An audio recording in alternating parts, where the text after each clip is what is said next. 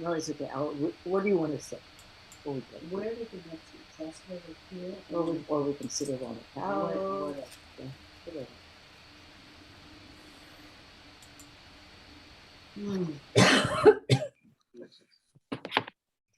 Shall we just go sit over on the couch? Is that comfy? Yeah.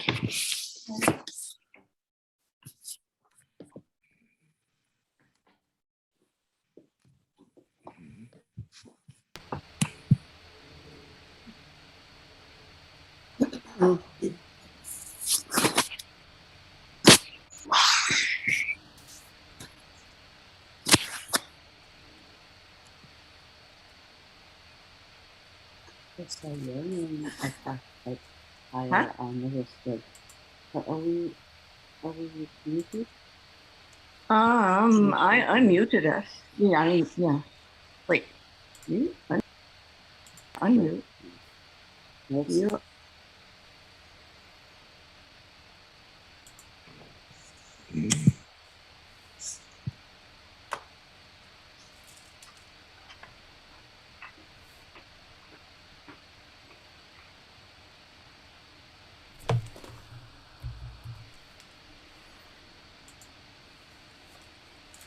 Hi. Hello. Carry on. Good luck. Thank you. We are all waiting. Review gallery. Just I'm curious about. Do you want to see the gallery? Do you want to? I'm going to try to keep everybody muted unless you just want to say hello. Since this is obviously being recorded and also posted for the world to see. So anyway, hello from one of your biggest fans. Well, hello. Shalom. Knock yourself out. Good to have my fans here. I'll be quiet now.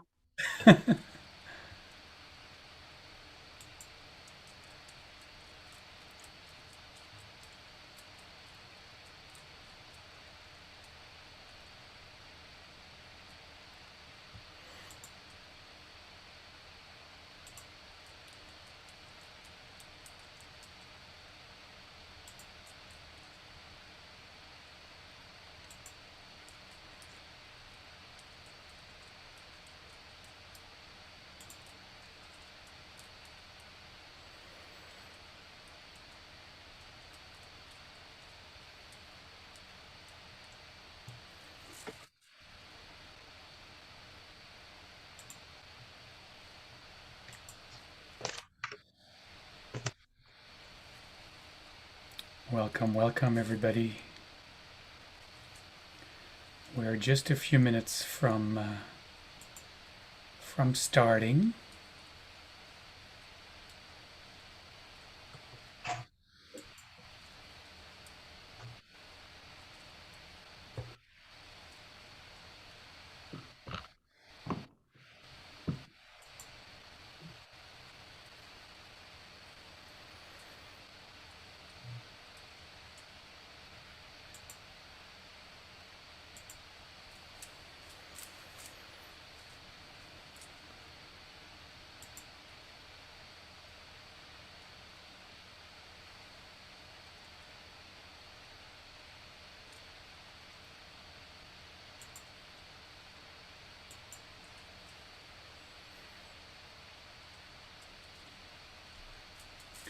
We are welcoming everybody joining us on Zoom.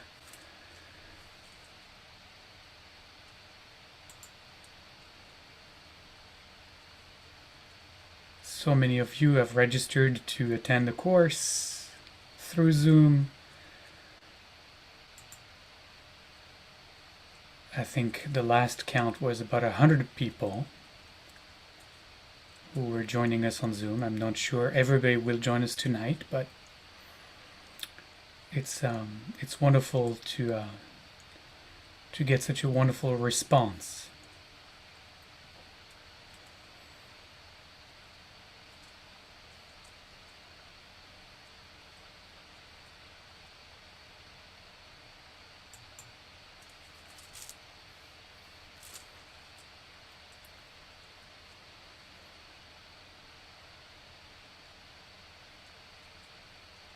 Are you going to become the whole screen? I'm sorry, I didn't hear that. Oh, that was me. Are you going to become the whole screen, or is that background going to always be there? Do you know your... This is just to welcome people and let people Okay. know that we are almost starting. Okay. Sorry.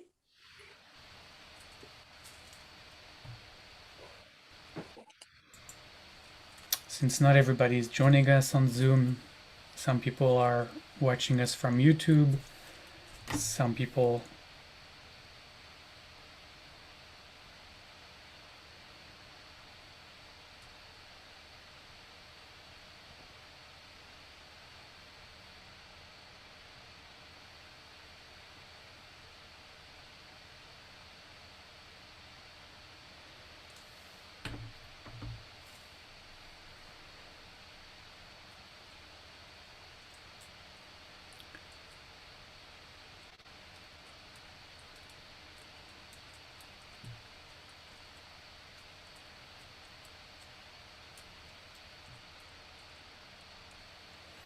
about a minute away from starting. Try to start on time, but it's always the case that the first class, there's always a little bit of a scramble to the starting line as people still figure out where to click, what to do, how to get on the call. So I'm giving everybody a little bit of time to do that.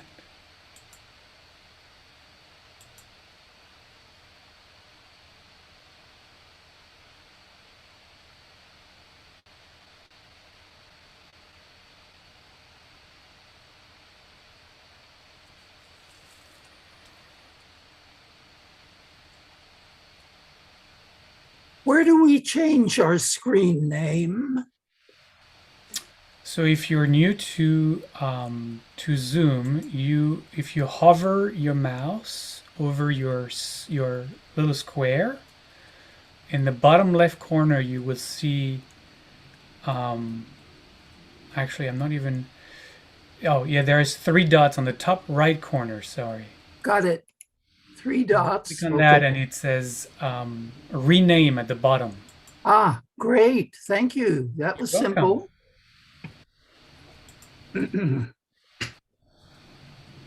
I assume you want last names? Yes, that would be preferable. Okay.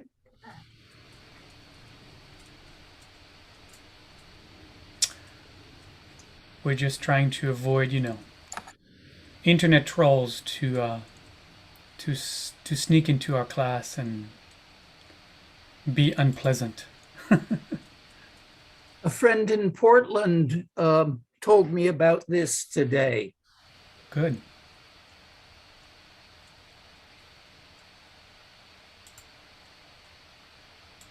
It's nice to see everybody.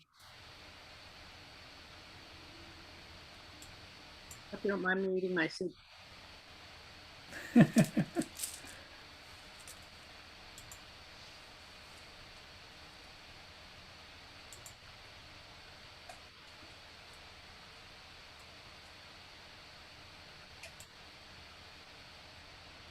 I'm on an iPad and I don't see anybody. All I see is how to be an anti-Semite.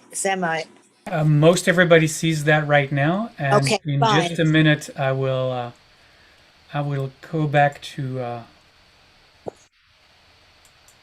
Fine, thank you. Yes. And this will actually be the kind of the slide that will start every class, so that again, for people who are not joining us on Zoom, can know that we are going to be starting any second.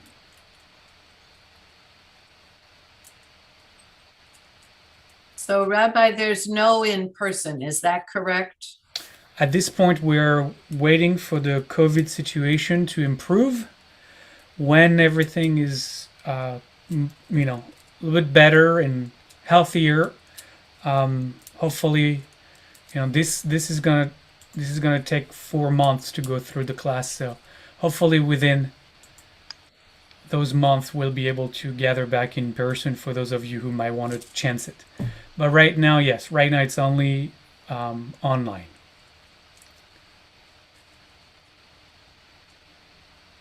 Okay.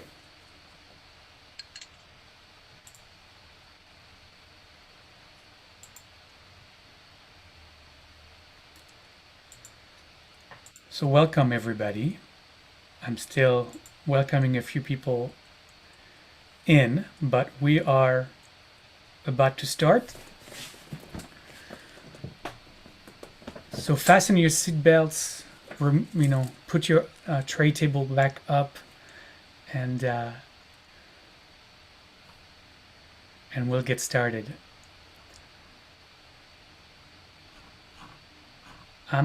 Shelley, I'm gonna make you a co-host so that if more people come in, if you would just let them in, so I don't have to look at the people that are streaming in as we go. Thank you. So welcome everybody. It's nice to have all of you joining us for this course. I am Rabbi Olivier Ben Chaim, and I think as my name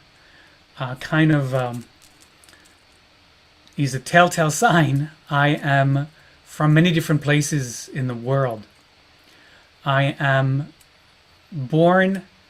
was born in France, but born in France kind of as an accident of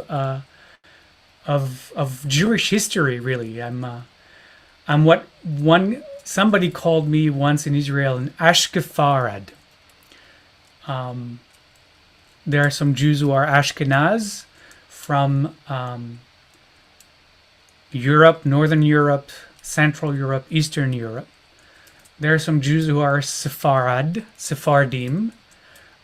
Jews that mostly came from the area of Spain. We're going to talk a lot about what happened in Spain during the course of history, and then eventually migrated to other areas such as Italy and then parts of Greece. My family on my mother's side, the Sephardi side of my family ended in Turkey. That's where my grandfather is from. On my mother's side, which is the Ashkenazi part of my lineage, my grandmother on my mother's side was born in Warsaw, Poland. So that's my mother's side, a meeting of Turkey and Poland back in France, and we'll talk about why that happened.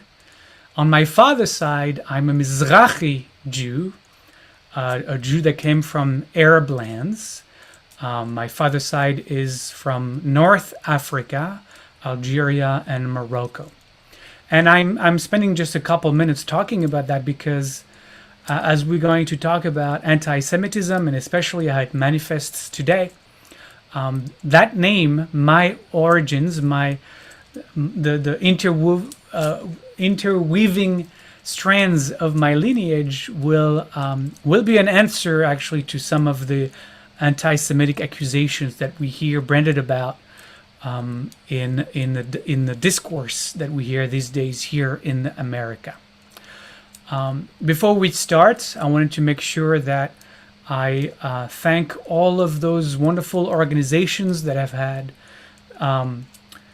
the heart to sponsor this class. We have many co-sponsors actually. We have Contemplative Outreach of Puget Sound, and I know some of you are joining us today through them. There is Seattle First Baptist Church, where Bet Aleph resides and has been residing for many years now, and I know some of the members of Seattle First Baptist are here with us tonight. We're blessed to have the ADL Northwest, sponsor us. Center for Spiritual Living, and I saw the logo there, so I know some members of Center for Spiritual Living are also here tonight. Jewish Family Service, the Holocaust Center for Humanity, Congregation Beth Shalom, the JCRC, as well as the Jewish Federation of Greater Seattle. And we are extremely grateful for sponsoring and co-sponsoring this event, this course with us. I want to start by just saying maybe the obvious. This is not going to be an easy course. A course on anti-Semitism is not a course that will bring topics that are easy to be with, topics that are heartwarming, maybe hopeful. This is not going to be this kind of course. It doesn't have a happy ending. I'm telling you right now. The truth is, it doesn't have an ending yet at all. Anti-Semitism is alive and well today, and so we haven't seen the end of it yet. No, this is going to be a course that travels through 2,000 years of history that mostly takes place in the Christian world, under Christendom. And I know a lot of you who are joining us through this course, and I appreciate your presence, are from the Christian tradition. And they may be times where this course will feel uncomfortable. This is the telling of history, this time not from the victors, but from those of us Jews who lived through the entire history of Western civilization, from the dark places, the dark shadows of its evolution and its unfolding. So I just want to say that I appreciate your willingness to wrestle with us, to listen to the Jewish perspective. This is not going to be bringing multiple perspectives to the story. This is going to be our perspective, the Jewish perspective, and uniquely my perspective, as we are blessed in Jewish tradition to argue over much everything. And so my perspective is not the one perspective from the Jewish tradition. It is just my unique one, but it is grounded and it is sourced from our Jewish lineage, a story that I've studied many years and that I'm quite familiar with. Though I am not a historian, I'm a rabbi, so I will make sure to bring all the sources that I have surrounded myself with to teach this course. I am just the gatherer of those sources, trying to compile them in hopefully what will make sense. So this is not going to be an easy course, but this is absolutely a necessary course. Anti-Semitism, the never-ending hatred, has reared its ugly head in our generation once again, merely 75 years after the liberation of Auschwitz, and it is confronting us today. When we perhaps naively didn't expect it. And so the impulse for this course actually came on the heels of what has transpired this past spring, this spring of 2021, amidst and following the latest escalation of the conflict between Hamas and Israel. And it is for me, personally, very personally, a tale of two children. My daughter, in the middle of a 4-month stay in Israel, was spending nights in the bomb shelters of her Tel Aviv apartment building while unintercepted Hamas missiles were falling in the streets around her. But whom, between the sirens of each wave of attacks, managed to live the pretty normal life of, an American tourist abroad. My son, however, stuck in the seemingly endless COVID-19 nightmare of going through high school online here in Seattle, and whose life had by then mostly been sucked into the depressing vortex of virtual reality, my son was suddenly confronted with the violent hatred of anti-Semitism exploding on all his social media platforms, attacked as he was and insulted as he was by his high school friends, his high school peers, and my sweet, loving, compassionate son who, to be honest, never really cared much about Israel, and whose Jewishness, perhaps because he's the son of a rabbi, was not really the central pillar of his identity, suddenly was facing virulent anti-Semitic accusations and becoming more and more radicalized as the days unfolded in reaction to the Jewish hatred overtaking his feed. It was really following the many conversations that he and I had over these days to help him make sense of what was happening, explaining as best his mom and I could the context of the anti-Semitic hatred that he was suddenly facing, and trying the best we could to give him the tools to respond. That in those weeks, in those moments, I realized that this course was absolutely needed.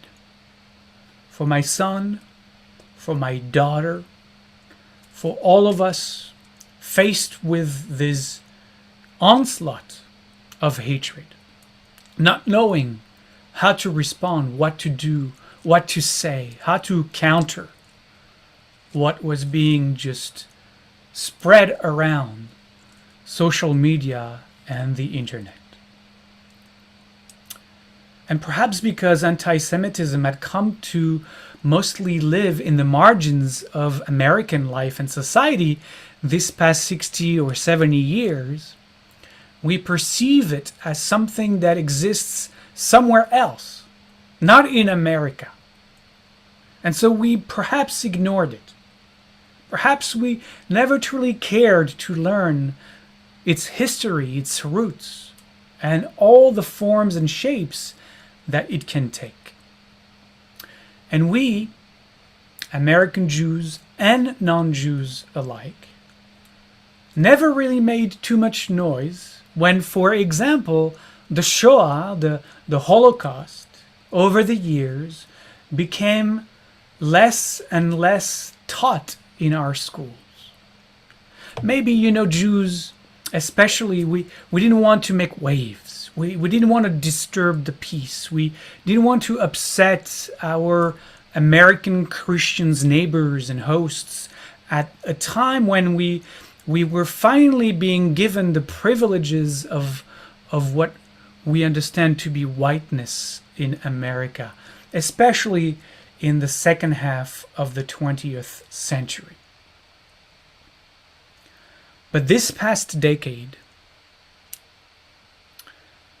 the no longer avoidable surge of anti-Semitism, not just on our streets, in our local communities, but also in the alleys of power, all the ways to the White House itself. We have now begun to realize that just as we must learn about other forms of racism, other forms of hatred, we must also learn about the racism and hatred that is anti-Semitism. And so this course is, I hope, I sincerely hope, a necessary baby step on our learning journey.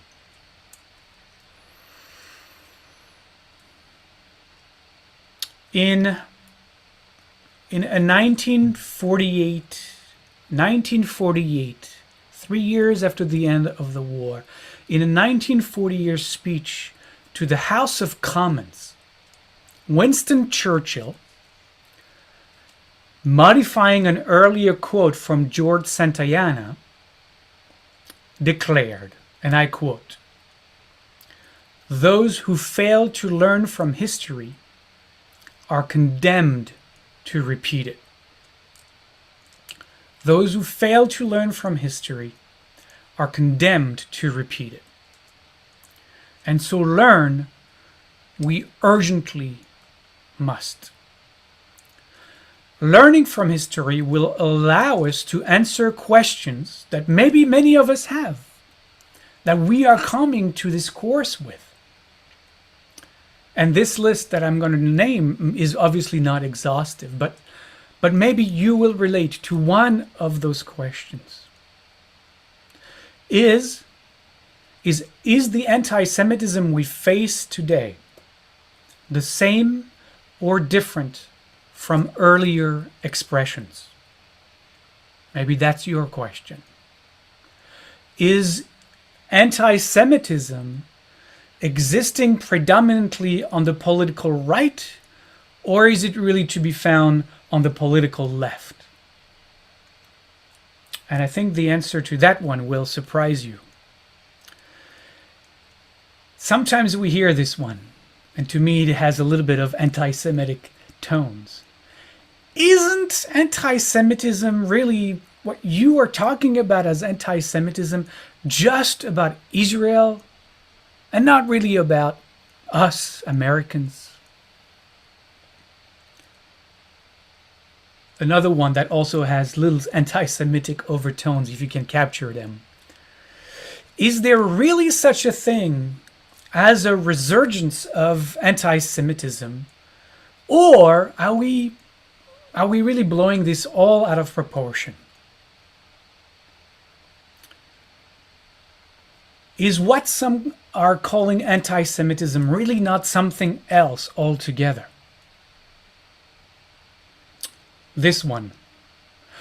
Aren't we seeing anti-Semitism everywhere when really it's really not? Or conversely, there's the other one. Are we not seeing anti-Semitism when it is right in front of us? And, you know, since anti-Semitism concerns Jews, isn't this just a Jewish problem? So I don't know which one resonated with you. Maybe one, two, maybe all of them. Maybe you've heard the same kind of questions and you didn't know what to say. You didn't know what to answer. And I will partially answer at least the last one, right? The last one, this last one, isn't anti-Semitism just a Jewish problem? I'll try to answer that one either tonight or next week. Now, because it is also part of why this course came to be. Deborah Lipstadt, which I'm gonna very generously quote from her great book, which I have right here, and I'm gonna make sure to show you all the books that I'm surrounding myself with. Deborah Lipstadt, Anti-Semitism Here and Now. We'll get to that, to what she writes really towards the end of the class. We'll talk about anti-Semitism here and now. But she writes, if Jews are being targeted with hateful rhetoric and prejudice, other minorities should not feel immune. This is not likely to end with Jews. Now let me repeat that. If Jews are being targeted with hateful rhetoric and prejudice, other minorities should not feel immune. This is not likely to end with Jews. And, she continues, conversely, if other minority groups are being targeted with hatred and prejudice, Jews should not feel immune. This is not likely to end with these groups either. End quote. Lack of tolerance, prejudice, hatred of minorities, contempt for the other, worldviews infused with conspiracy theories are all brightly flashing red lights all around us right now. And those red lights are pointing to perhaps the unraveling within maybe our society. Society that are grounded in inclusive, democratic, pluralistic, and multicultural values should not see flare-ups of anti-Semitism or hatred of minorities and of others in general. Which leads me to my last point in this introduction. I am not going to start discourse with definitions. It's a decision that I have made. I will let the story of the history of anti-Semitism reveal these definitions to each of us as we go along. So I'll keep you in the dark a little bit. But it's not really, it's on purpose, because what I truly want you to do as you travel through this journey with me is I want you to start on your own to get a picture of what anti-Semitism is. As you will see it evolve, as you will see it grow and branch out, you will also find that it has a common denominator. And that's what I want you to discover for yourself. I feel that if I give you the definitions right now, it won't be as organic a process as this could really be for you. So I'm going to hold back on that.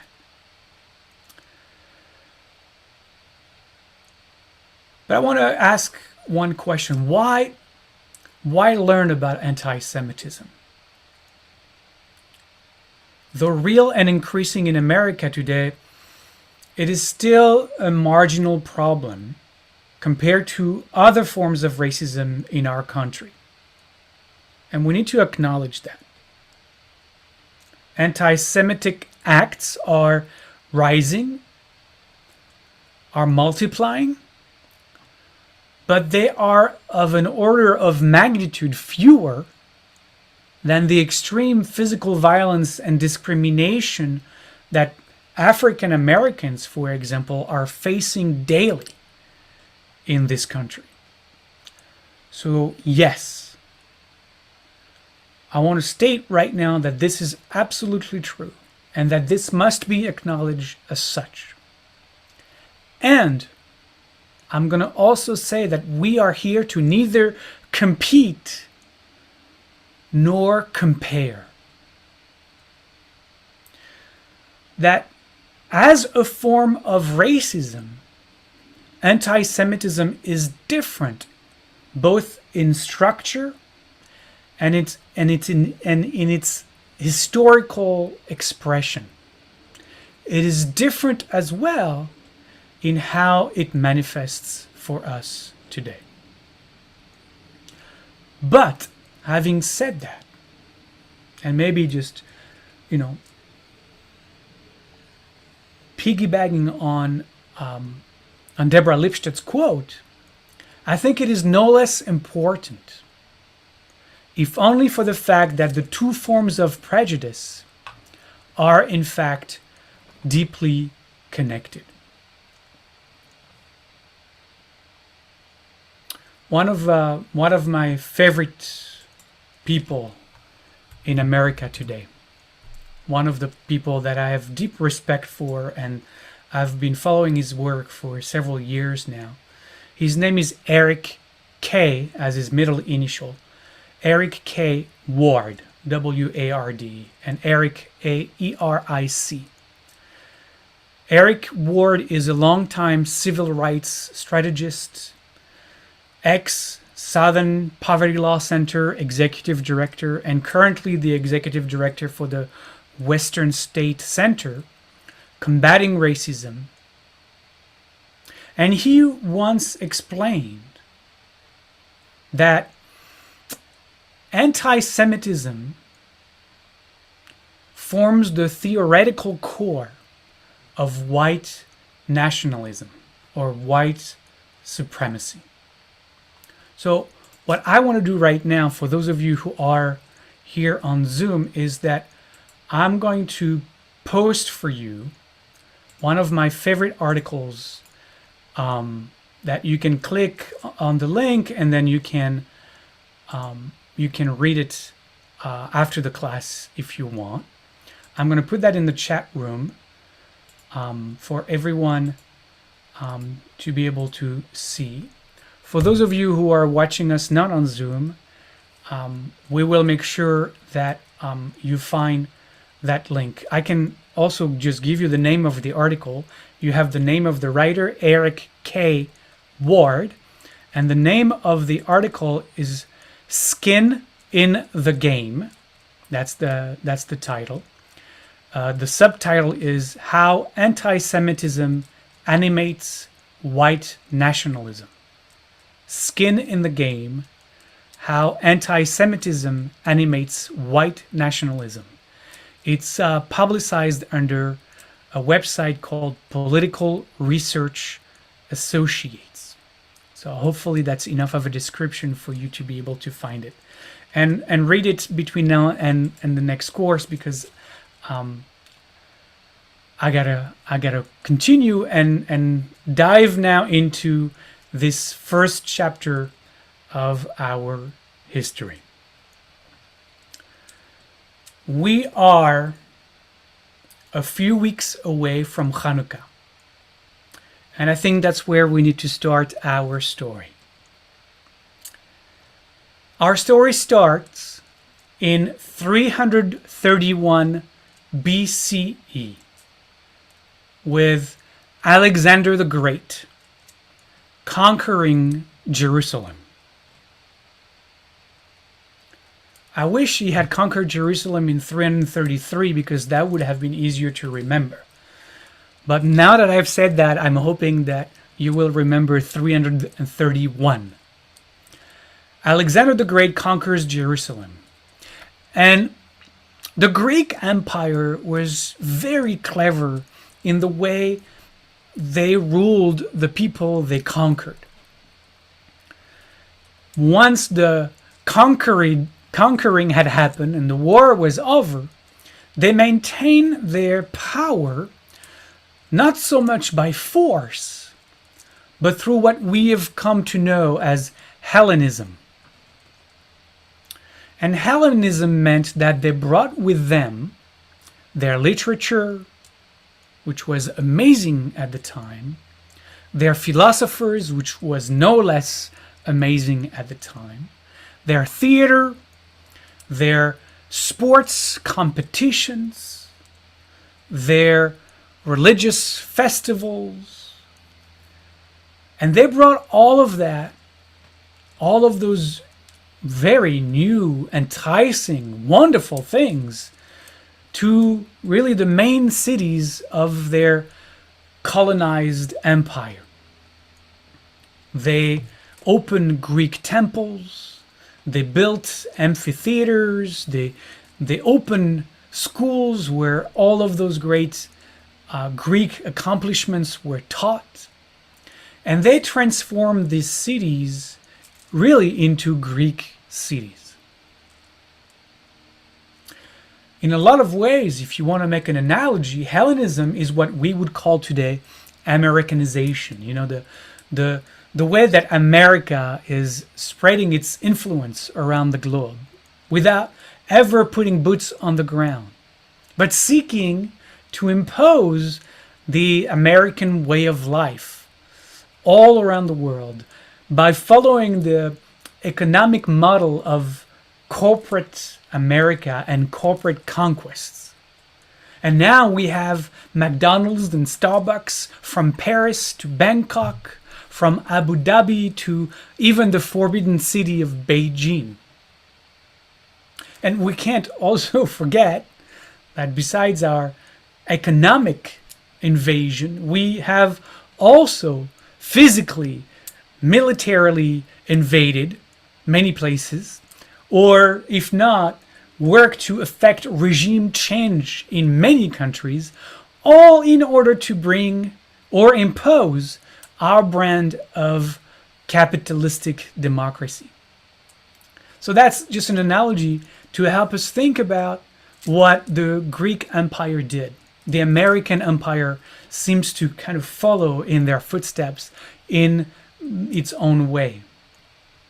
The Greek were so confident in their advanced way of life that they truly believed that everyone would want to be like them. And to be honest, to a certain extent, it really worked.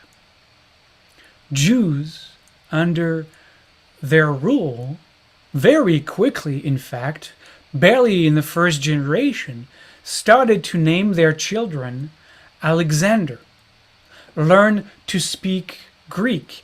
Some even forgot Hebrew. They dressed in togas or in the fashion of the Greek at the time.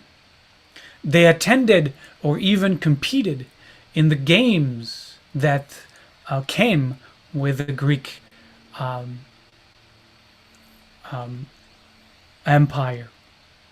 They also were avid watchers of theater of the performances in the Greek theater.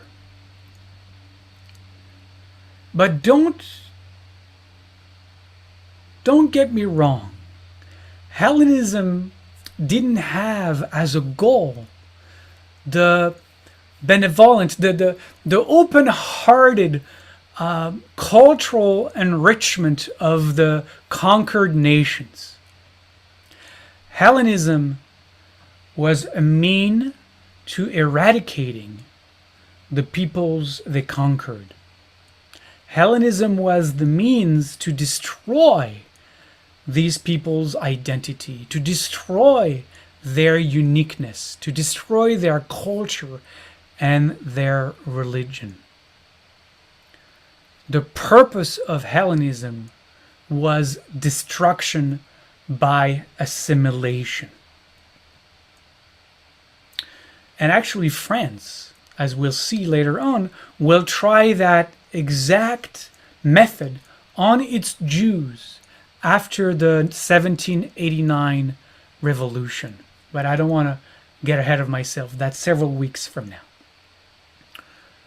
What will be interesting for us as the course unfolds is to watch also the Jews' reaction when confronted with a form of Hellenism, because that is going to come as waves to the Jewish experience throughout the ages. And especially today, when we are going to talk about anti-Semitism coming from the left. Because when we talk about Hanukkah, usually, when the rabbis at services talk about Hanukkah, what we rabbis do is that we actually paint a very one-sided picture of that history. We really just focus on the last decades of the Greek rule, and we ignore that for nearly 200 years, the Jews more than accepted Hellenism. Most Jews embraced Hellenism. Most Jews didn't want to ruffle the feathers of their ruler. They wanted to be part of what Hellenism was bringing to them. They wanted to belong in this new, modern, evolved society. You know, think about it. You wouldn't name your kid Alexander, the name of your conqueror, if you didn't want to make a statement of compliance, a statement of assimilation, a statement that says, I want to be a good player in this game. I want to be accepted. And think about the psychology beneath that. Because that psychology will play out in many generations of Jews and is still very much present in the Jewish psyche to this day. And so until the year 200 BCE, Hellenism seemed to have taken roots in the main cities of Judea as they renamed the state of Judah. But the countryside Jews, those Jews who didn't live in the main cities, those Jews still resisted. They still clung to their identity. They still clung to, you know, their backward way of life, their backward way of worship. And so when the rulers changed in the year 200 BCE and the new ruling Greek family came into power, they looked around and they weren't really pleased, if you want, by the lack of progress that these Jews had made in their assimilation, meaning their dissolving. After so many decades and generations, they looked around and they were very disappointed with the Jews. And so they sought to speed up this process, to Hellenize the Jews, but, you know, enough of the nice, you know, the good cop policy. Let's do the bad cop policy now. And they decided that they were going to coerce the Jews into accepting Hellenism. And that was their main mistake, because that did not work at all. In fact, it backfired. It backfired so much that it caused a major rebellion that turned into an all-out guerrilla war and ultimately saw the defeat of the Greek armies in Judea. And so here comes Hanukkah, teaching us about this glorious military victory, which is true, which is really true. And so the year is now 164 BCE. And the Maccabees were the heroes, the leading forces, the leading military forces that led the revolt against the Greek Empire. The Maccabees have won their almost final battle against the Greek armies. They have recaptured Jerusalem. They have rededicated the temple to Jewish worship. And they are claiming once again the Jewish independence of Judea. Judah Maccabee, the general in charge, the head of the revolt, who is from a family, a clan of the name called the Hashmonean clan. Judah Maccabee becomes the new king of the independent Jewish kingdom. After his death, his two succeeding sons, first Jonathan and then Shimon, will follow in their father's footsteps, and they will continue the conquest of neighboring areas, expanding the newly reconstituted Jewish kingdom. And so generation after generation of Hashmonean kings will expand their conquest all the way through Alexander Yanai, and ultimately will be able to reinstate the Jewish kingdom in fact, within its biblical borders. And I'm going to do a share screen right now because I want you to actually look at what that map looked like at the time. And you can see on that map the different layers of expansion. So from the beginning, it's at the top in the little square there, Judea just after the revolt, and as you can see, it's really all the areas around Jerusalem and Jericho. And then Jonathan expands a little further, and then Shimon expands yet a little further. And on we go until Alexander Yanai, who really reconquers all that territory that was known as biblical kingdom of Israel, including both sides of the Lake of Tiberias and of the Dead Sea, as you can see as well.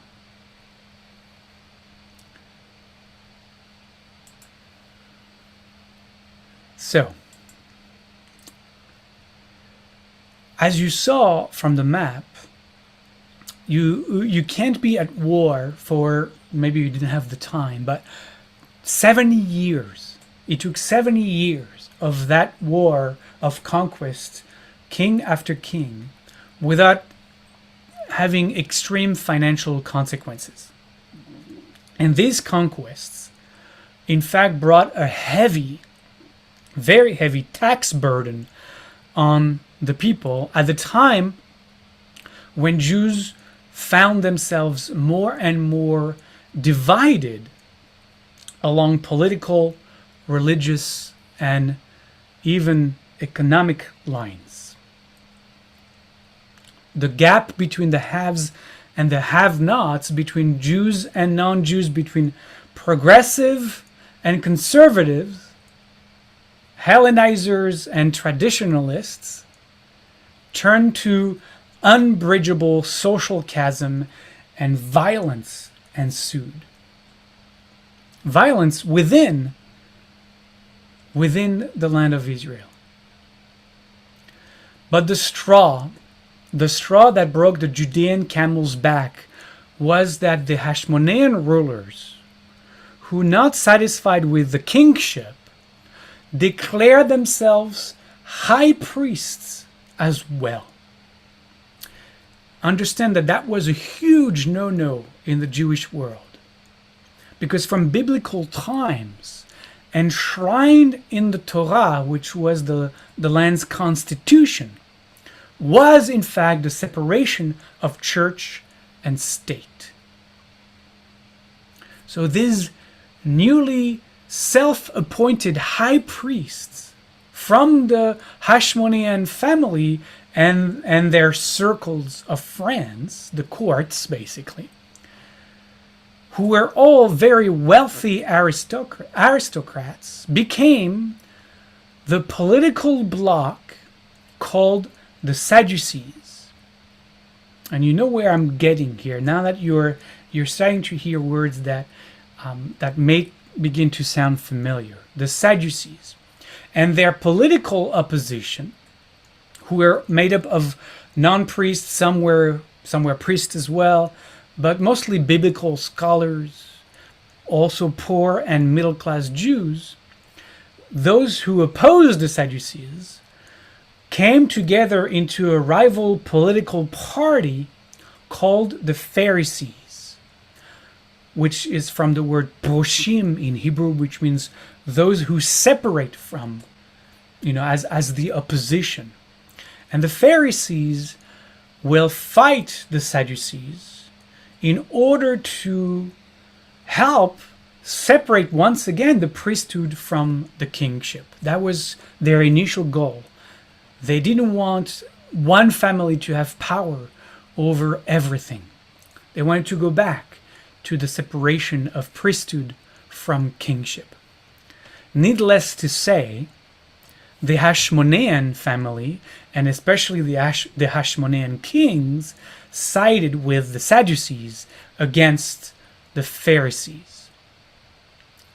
And then the land descended into outright revolt and civil war that peaked during the reign of King Alexander Yanai and his queen Salome between the year 90 and 63 BCE. Now 63 BCE is going to be a critical year.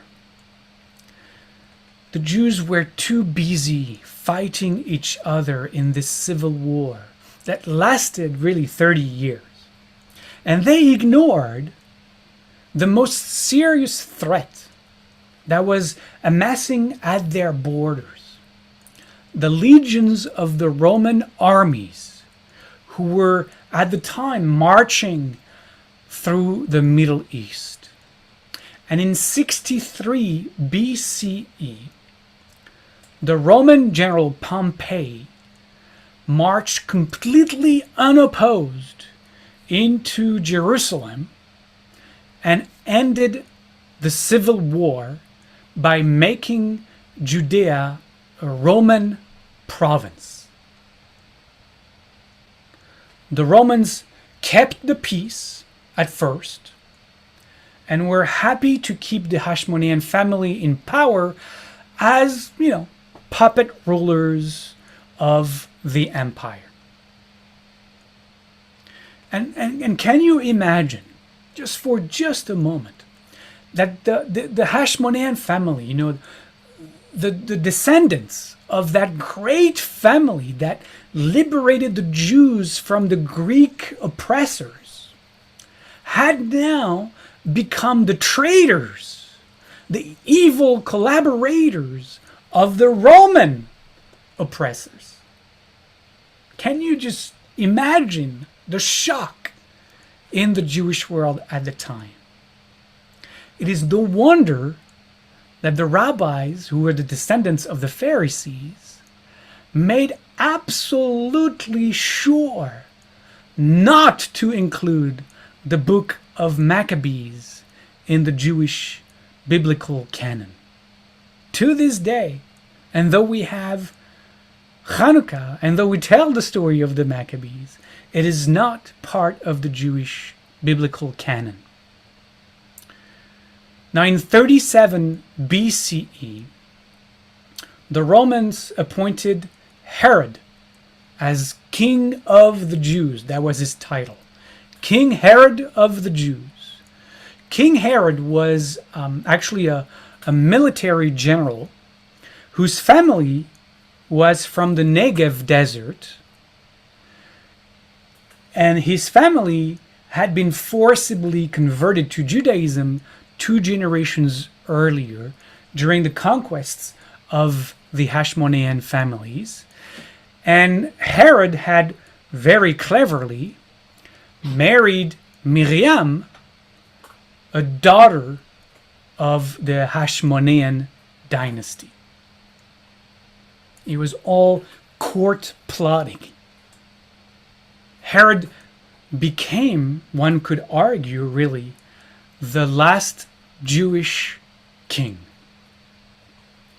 I'm going to share with you now the map of his kingdom, so you have a sense, and that's going to be very important for us because we're getting close to Christian history here. So a little bit different than the kingdom of the Hashmonean, but you can see it expanded at least in the north, beyond the Golan Heights, beyond the Galilee, into what is understood to be Syria today, and the northern part of Jordan. But what Herod did is really more about what he didn't do. Because what he didn't do is that he didn't show up as the king who will heal the wounds of the extremely divided Jewish people. Quite the opposite. Through his reign, the people became even more divided. And the heavy taxes he levied to pay for not just the conquest, as you see, his territory expanded, but also to pay for grandiose construction projects. All of that together brought many to the edge of ruin. Now, on top of that, he was deeply, deeply narcissistic. And not just narcissistic, he was even more deeply paranoid. And because of his narcissism and because of his paranoia, he was incredibly violent. He didn't trust anyone. He even killed his own wife, the queen, because of fantasies of paranoia that he had. And because of that paranoia, he also built several incredible fortresses where he could escape from possible rebellions, including one that is very known and visited anytime you go to Israel. It's a stop on the way, the fortress of Masada by the Dead Sea. And he wasn't really, paranoid to the extreme. There were, in fact, rebellions and attempts to overthrow him. Many Jews actually preached violent insurrection against the king. And they gathered groups of folks to follow them. And one of these groups, one of these movements that was preaching the violent overthrowing of the king, its leader may be known to you. His name was John the Baptist. John the Baptist was one of these leaders, and that didn't sit well with Herod, and the king captured him and beheaded him. Now Herod dies in the year 4 BCE, before the Common Era. And that same year, in the darkest days of winter, a Jewish baby boy is born in Bethlehem, that will change the course of history. But I got one more thing to add before we move to the story of this Jewish baby. After Herod's death, farmers rise up in protests, and the land turns once again into chaos and complete lawlessness. And so Rome decides to take direct political, judicial, and military control of the whole place. The Roman Senate appoints now Roman procurators as rulers and auctions off the priesthood to the highest bidder. And you guessed it, usually the highest bidder to gain the priesthood was a wealthy, very well-connected Sadducee. And so now the rift between the rich and the corrupt, wealthy Sadducees, puppets of the Romans, and the poor, oppressed population sees in the ranks of the Pharisees the support they need. And the Pharisees' political party expands broadly. The anger was building, and violence erupted here and there, and some radical extremists started assassinating Sadducees, assassinating Roman soldiers, and Jewish bandits who were starving got into raiding the farms of the wealthy landowners. And as you can imagine, the Romans didn't take kindly to these kinds of attacks, especially on their own soldiers. What is absolutely critical to our story and to understand that the years of the life of Jesus, that Jewish baby I was talking about, between that fateful year of the death of King Herod and his birth of 4 BCE and the year of his crucifixion, which either is 30 or 33 CE, as well as the time of his early followers after his death, these are years of extreme violence against the Jews at the hands of the Romans. I can't even call it a repression, or, some might say, an attempt at quelling Jewish rebellious actions, because they were not targeted this way. This was a complete and total war against the Jews. To give you an idea, and I'm going to bring one of my favorite books here by James Carroll. It's called Constantine's Sword. Constantine's Sword. If you haven't read that book, you should. It's a very thick book, so it's going to take you probably the rest of the course to read it, but it's a must read. And I just love the way he's able to describe what happens during those years.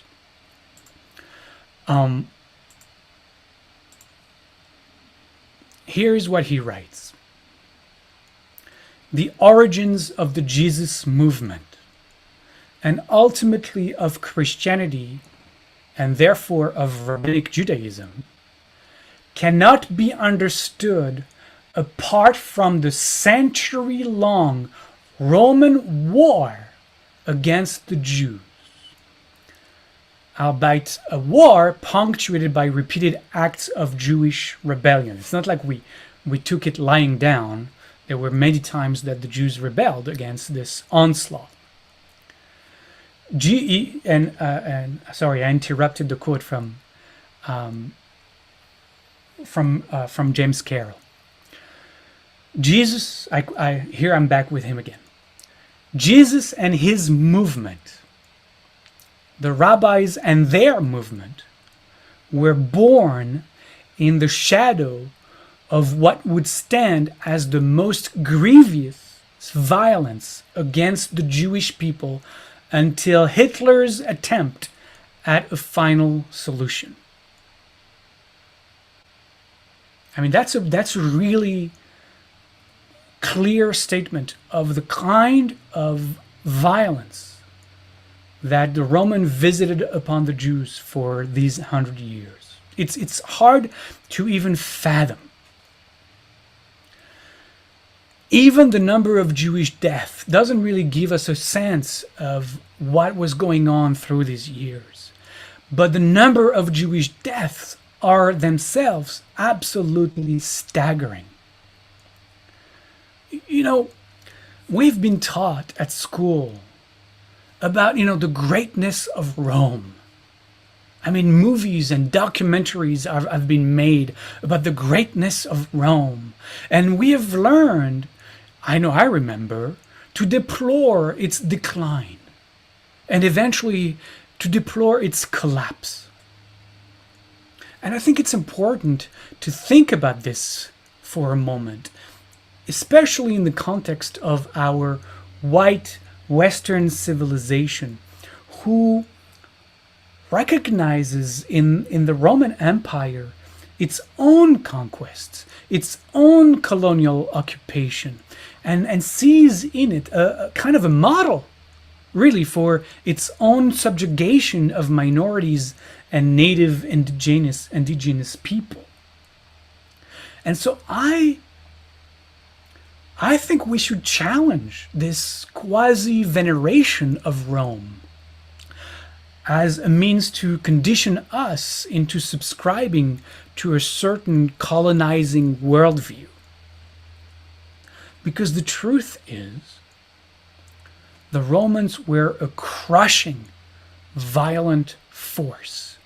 Butchers and murderers who painted the landscape around them with wooden axes of endless crucifixion sites to terrorize the people around, to oppress, while they raided and pillaged villages and cities alike.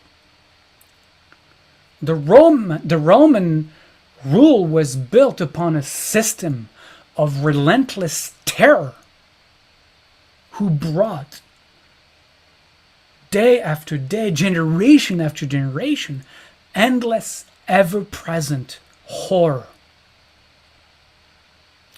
Scholars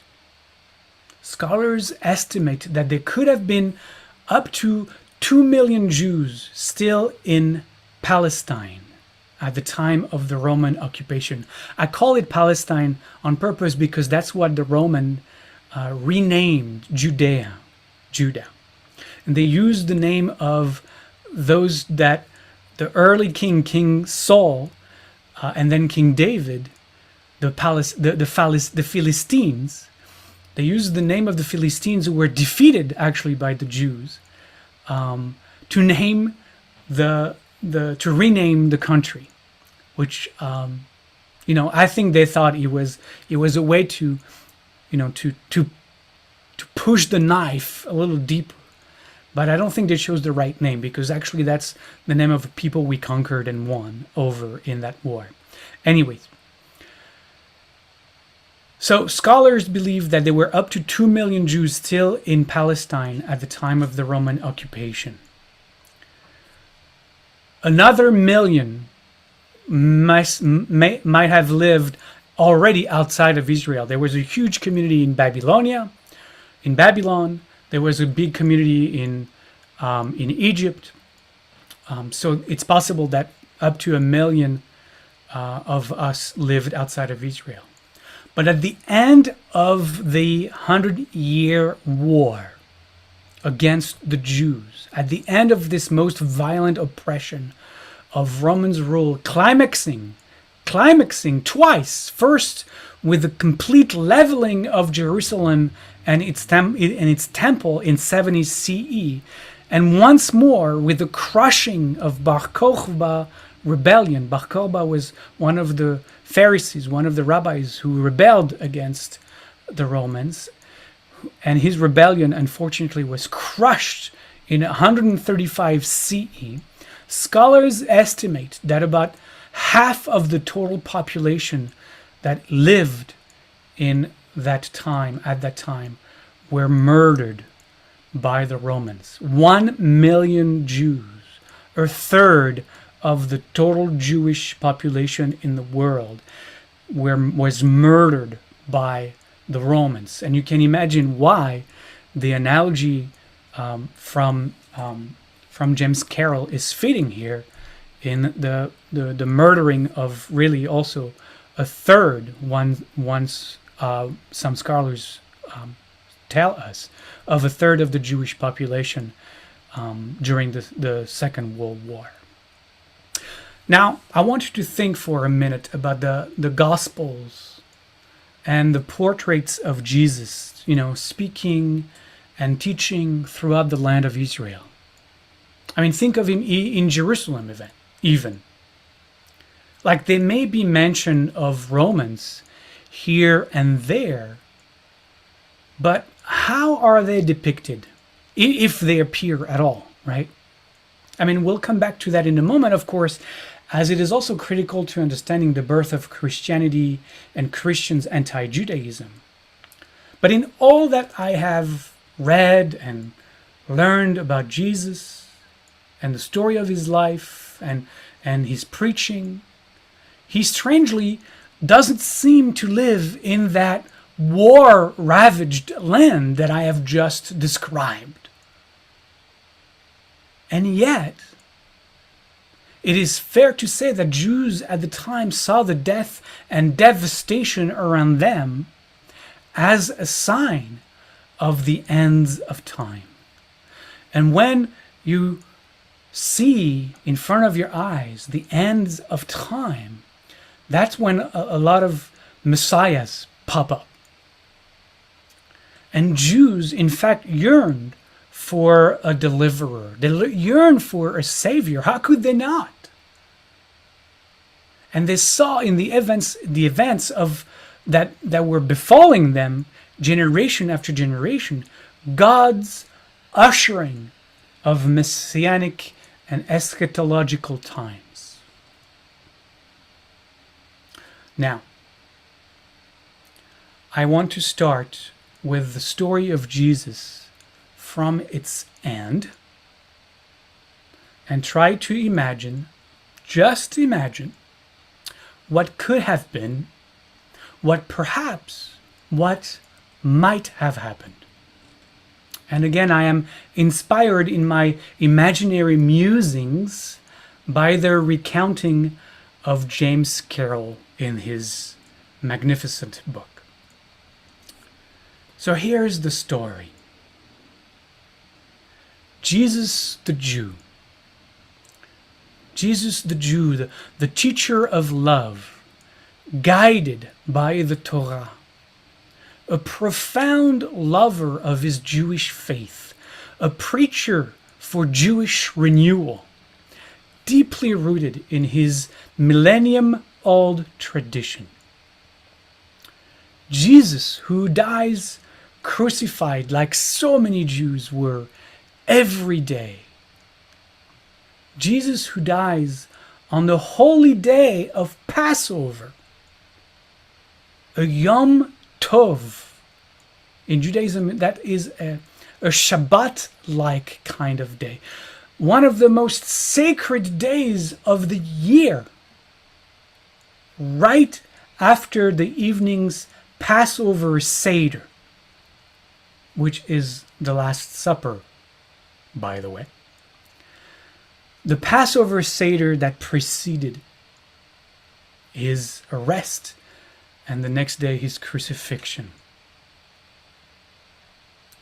We have to understand this moment in this context, because if we really understand the time where this was taking place, on that most sacred Shabbat day in the Jewish year, it makes it hard to believe that crowds of Jews attended the crucifixion, let alone actively participated, joyfully, it seems, participated in that crucifixion.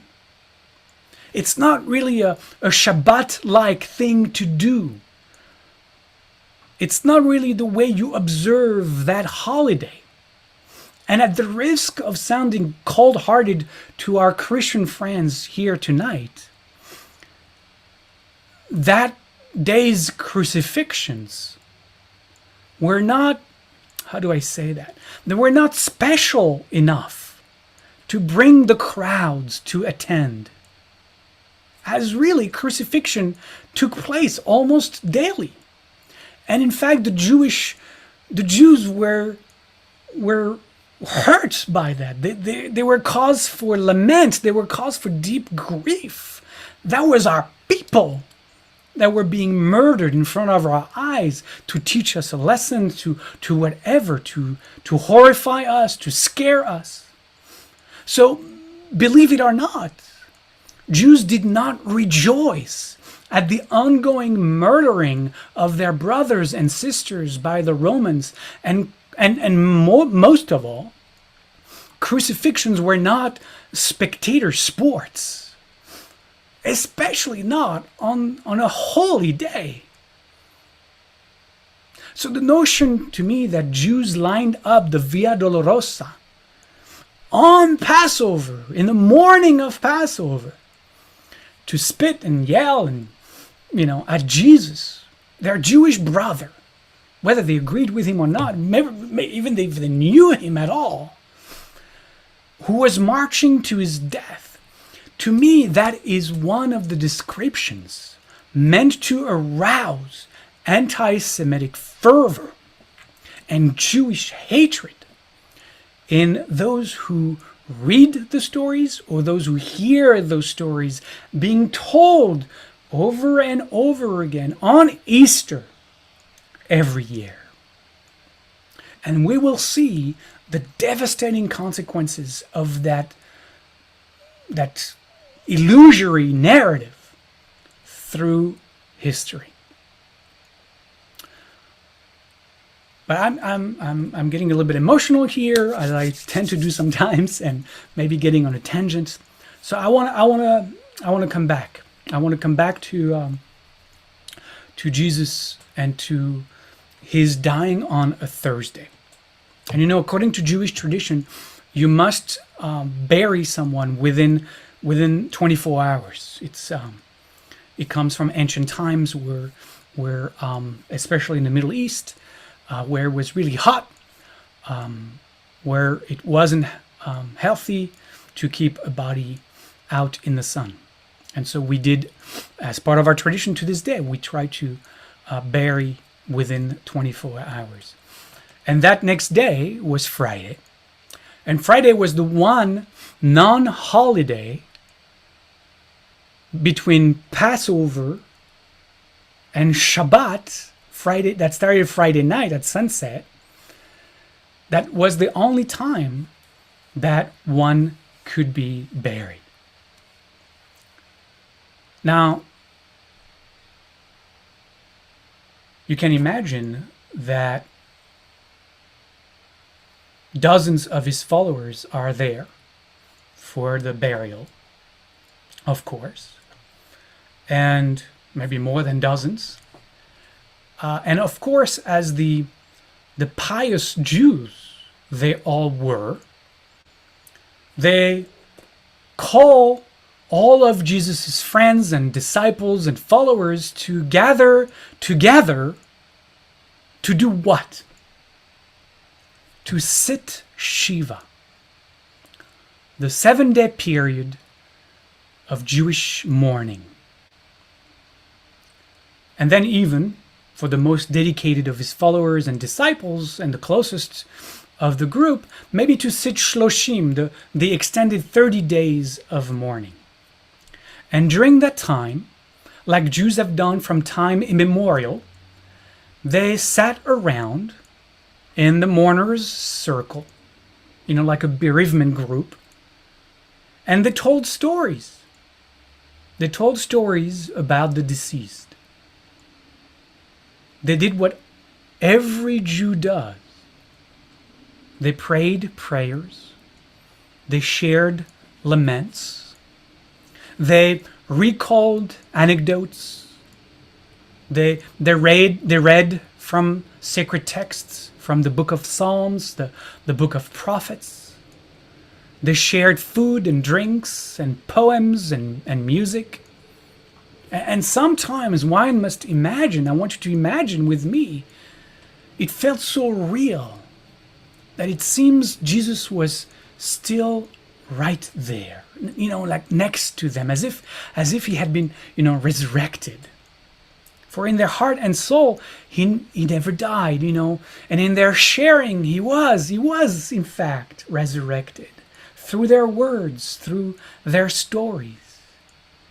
To the eye of faith, Jesus was really present for those who loved him, for those who sensed the full power of the love he had offered them.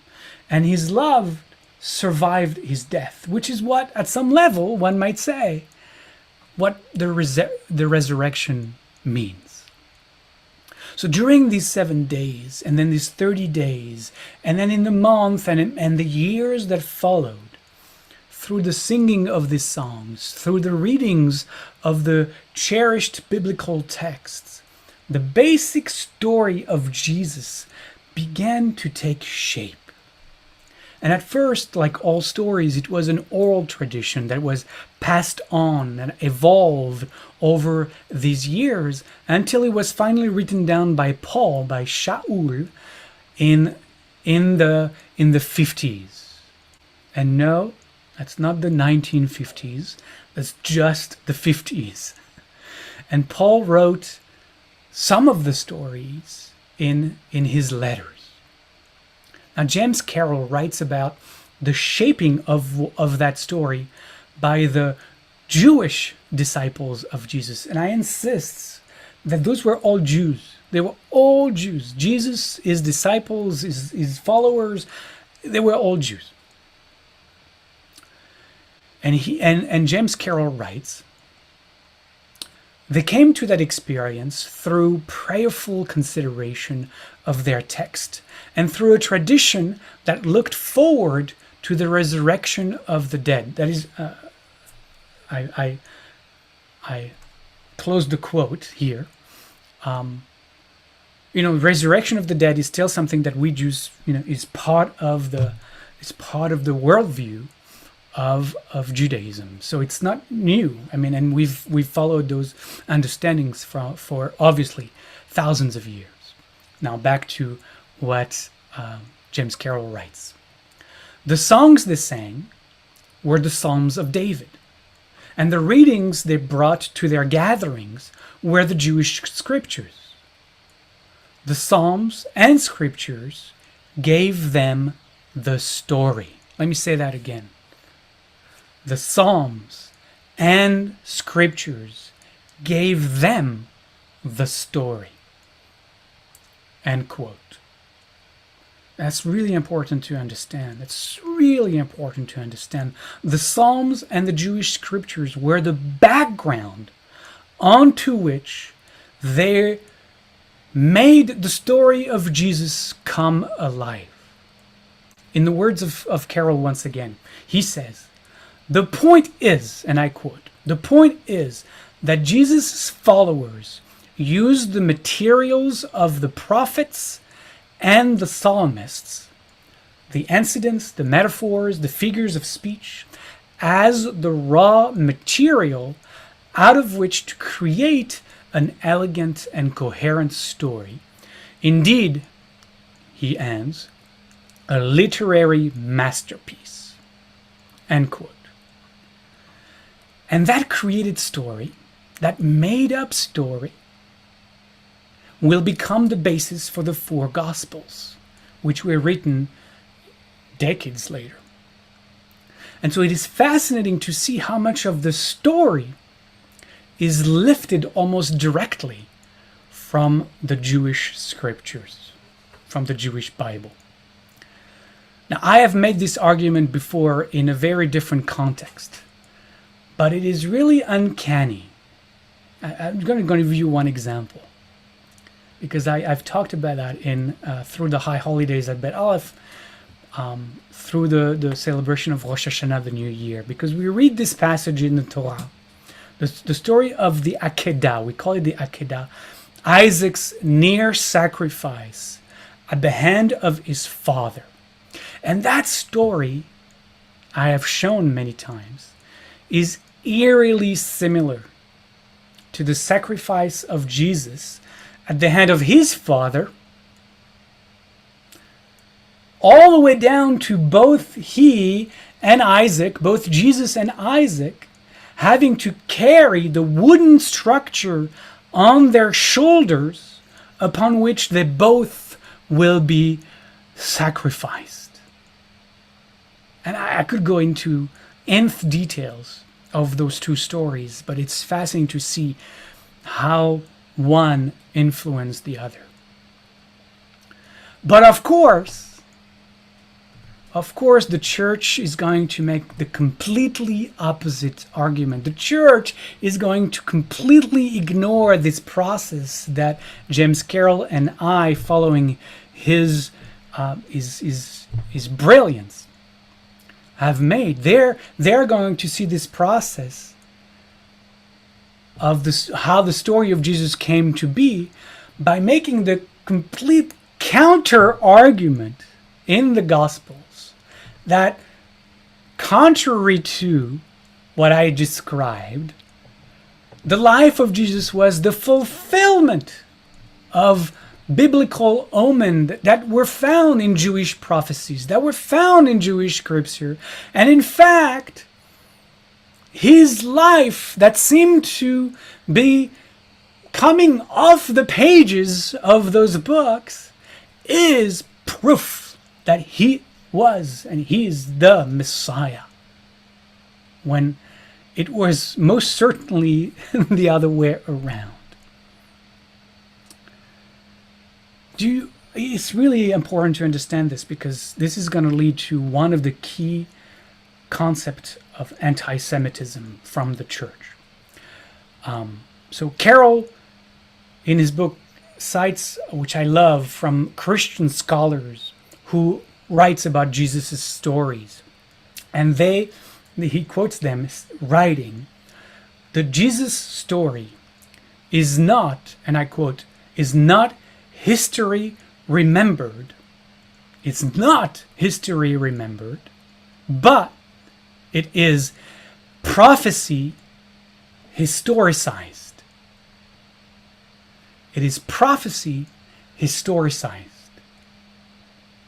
They took the prophecies of the Jewish scriptures, which were the only scriptures they knew. And they knew them by heart because they were pious Jews. And there were not a lot of books around at the time. And they took those prophecies and they made it into history. It's prophecy historicized. I love the way they phrased that. Now, if it is any consolation for those who may be shocked by this revelation, understand most core religious stories, including Jewish religious stories, so we're not excluding ourselves from that, are indeed myths and historicized fictions or fictional histories meant to convey teachings at a much deeper level than the literal level. And in Jewish tradition, as in others, many of those stories are borrowed, they are retold, they are updated from already existing stories. As we know, in fact, the Noah flood story is a story that evolved from the Mesopotamian epic of Gilgamesh, which itself was an evolution, was borrowed and retold and updated from an earlier epic, that of, I tried to pronounce it correctly, Atrahasis, something like that. My Mesopotamian is very rusty. Now, I want to give a few examples of how that prophecy was historicized, beyond what I already mentioned with the Via Dolorosa and the Isaac versus Jesus sacrifice stories, because that will bring us directly to be confronted with the most anti-Semitic, most devastating tropes of the Christian Bible.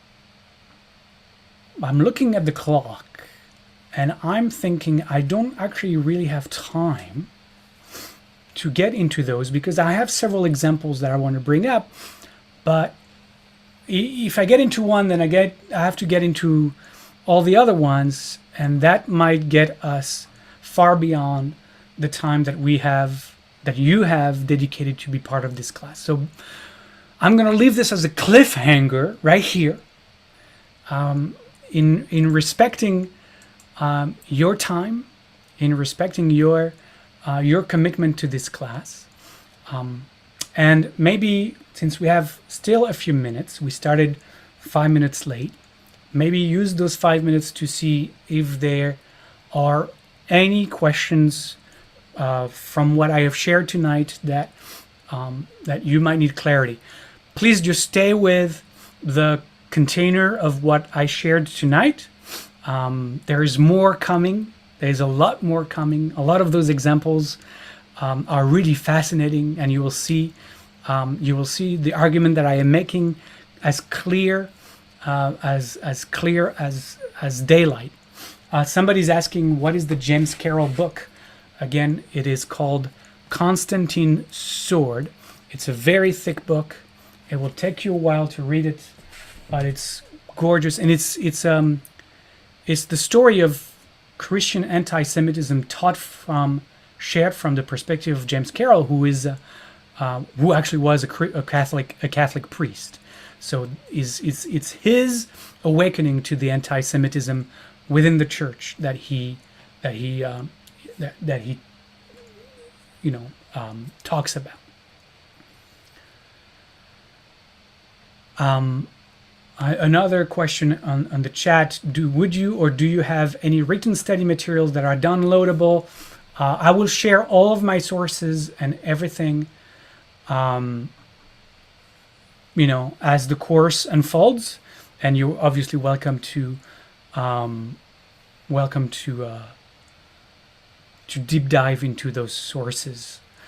Just start reading the Eric Ward article. It's really enlightening.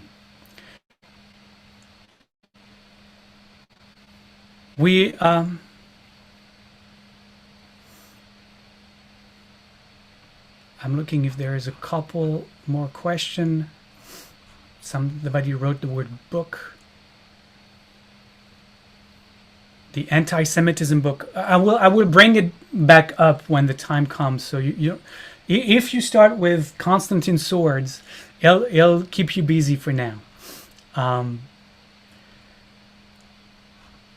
Okay. All right. For those who like Audible books, Constantine's Sword is coming out in March of 2022 on Audibles. So there you have it. You're going to have to wait until after the class to read it. Then it's great because then you're going to see everything that I've said being confirmed and affirmed.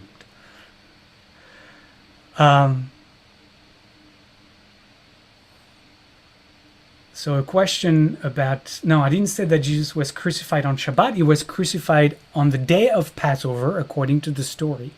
And the day of Passover was Shabbat-like. It's called a Yom Tov.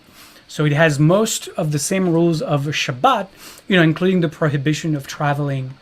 I understand that Passover was a major pilgrimage festival as well. It's really, yes, I think I've made that claim. So it wasn't a Shabbat per se, but it was a Yom Tov, which was a Shabbat-like. It was one of the highest of the holidays of the year.